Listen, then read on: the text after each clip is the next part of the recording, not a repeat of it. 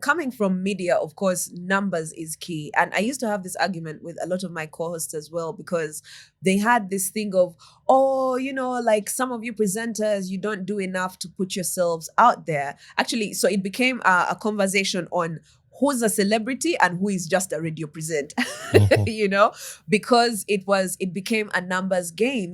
There's stations that have transitioned into hiring people with numbers and then training them to become radio presenters, instead of hiring radio presenters and then beefing up their numbers, because usually you find that that takes a lot more work, right? So I like those conversations in the media space, because in media, it's numbers or you don't exist. Okay, it's numbers or your station could go under, or you're not paying bills and whatnot. So there the stakes are high, right?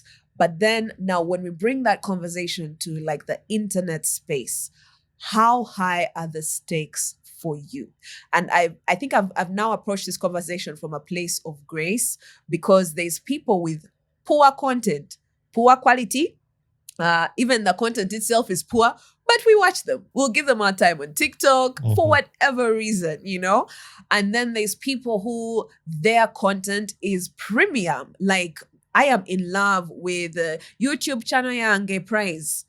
That is premium content, You can judge the quality of the camera as much as you want and whatever, but that's premium content, and that's why she gets the eyeballs. So I've moved away from, debating on whether quality over poor quality, because at the end of the day, as consumers, all we do is watch. We have time. Bandangenga, we have time. We have time for nonsense. We have time for not nonsense, So now, me as a creator, I am trying to encourage my goals to be numbers. Yeah. Because a girl has to eat. But like who I am as a person, if 15 people have seen my work, I've done my job that day. I have done my job that day. And that's mostly because I understand what the power of words is. As a creative artist, I am not in a position to care about numbers very much.